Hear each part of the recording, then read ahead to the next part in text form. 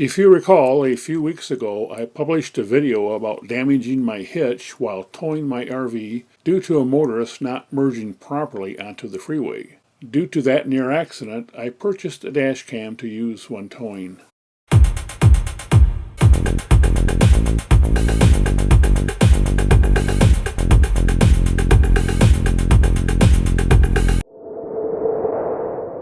So I purchased a Garmin 56 dash cam, and it was around $150, $160. Polarized filter, and I also bought a parking mode cable, and as well you have to buy a memory card. There's two kinds of memory cards out there, and one is the standard service and the other is the high read-write cycle service. And Samsung makes a product called Pro Endurance. SanDisk and others make similar products. The high endurance cards have a much higher read-write cycle capability, which is necessary as the dash cam is constantly recording to the SD card. The parking mode cable allows you to use the dash cam even when the vehicle is turned off. So say if you're in a parking lot, somebody dings your car, if you have this, you'll have a record of it.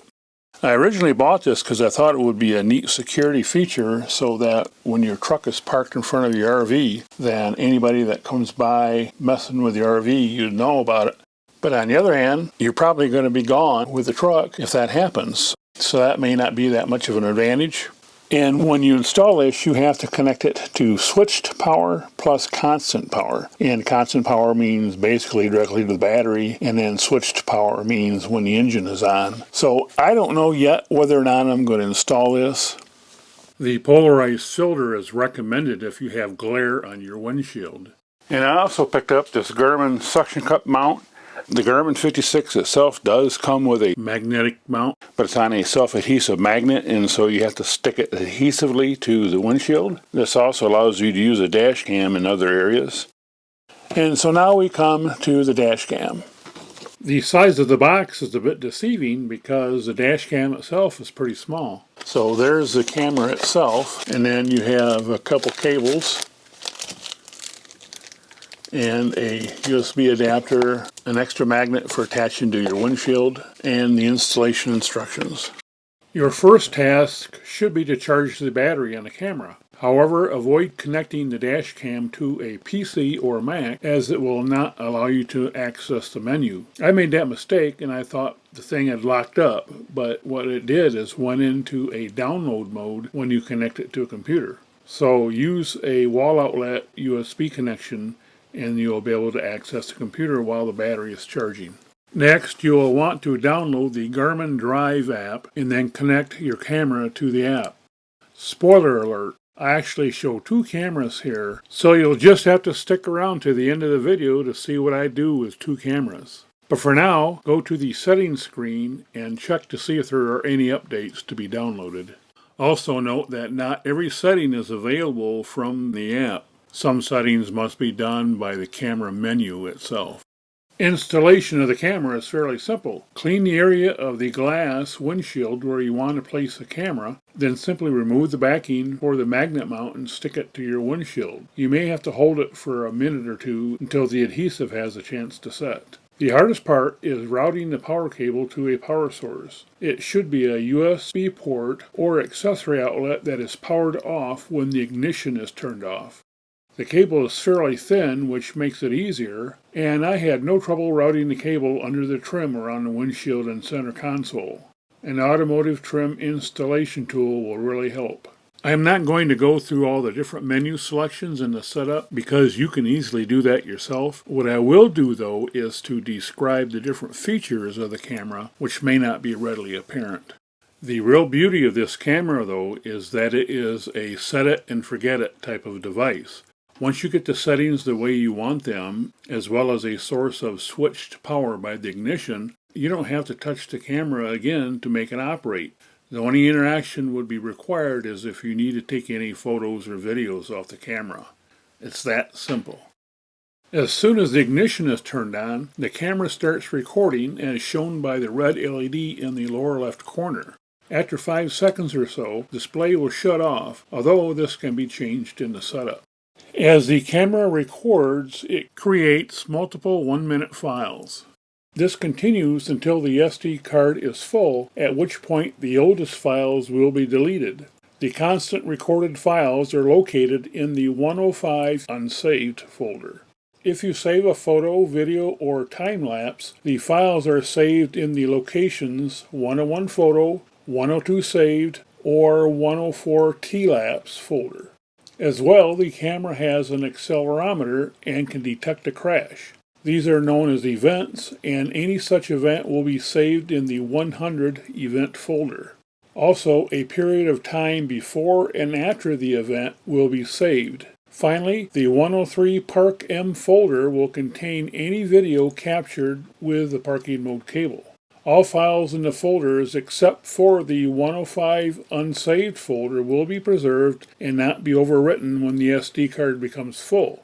This preserves important files. Only the 105 unsaved files will be overwritten. I highly recommend purchasing at least a 128 gigabyte SD card, as they're not that much more expensive than the smaller capacity cards. And the camera does have voice recognition. Go Garmin, take a picture. However, I have noticed that in periods of high rain, when there's a lot of noise inside the cab of the vehicle, that the voice recognition does not always work. The camera also has an accelerometer. If you bump it, instant detected video saved. So if you get into an accident or something that jars the car, it will save the video. This is actual footage of the first time I used the dash cam when towing the RV. And the dash cam does have a GPS receiver, and that provides accurate positioning and time, as well as the current speed you're traveling. And you can turn this data on and off within the setup. There is also a time-lapse feature on the camera that can record in addition to the standard recording. In the time-lapse I show here is our arrival at a campground, the last campground trip of the year. So other than being maybe a little whimsical, I'm not sure what practical value the time-lapse has, but it's a feature regardless. Additional features of the camera include a lane departure warning, collision warning, a traffic ahead moving notification, and traffic cam locations. These features can be turned on or off as needed. You know, I like this camera so well, I actually went out and bought another one, so now I have two Garmin 56 cameras. So what do I do with them? If you put one camera forward facing and another camera rear facing, you can do a picture-in-picture by stitching those two videos together, and the only thing that's required is you have to have the same date and time so that the cameras can sync together. Now, I had a little bit of trouble when I first tried that because the cameras were 4 minutes off, so the rear view was 4 minutes later than the front view. It took a while for the GPS times to sync up between the two cameras, I guess. It's not very clear in the instruction manual on how this is done. In fact, it's pretty bad. So I'm going to do a step-by-step to show you how it's done. First, of course, you need two cameras, one facing forward and one facing to the rear. Next, record some footage by driving around a bit. When you are ready to make the composite video, open the Garmin Drive application and make sure that both cameras are connected via Bluetooth to the application. Select videos and photos to bring up the gallery. It will take a few seconds for all of the thumbnails to appear as the cameras go into Wi-Fi mode to connect to each other. And notice that some of the thumbnails in the gallery have a double camera, some have a single camera. Only the thumbnails with the double camera can be stitched together picture-in-picture. Select the event you want to do a picture-in-picture composite with by holding your finger down on the thumbnail. You will then see a greater than arrow at the top of the screen on the app. To press that to go to the next panel. In the trim screen, you will see a preview of the timeline of the entire video clip. You may want to trim the clip to whatever you have of interest. If you stitch the entire clip, this could take a very long time and it could result in a very large file size. Simply slide the blue arrows to the start and stop point you desire in the clip. Hit the greater than arrow at the top of the screen to continue. In the viewport screen, you will see an option for which camera you want to be the picture-in-picture camera, that is, a smaller video superimposed on the larger one.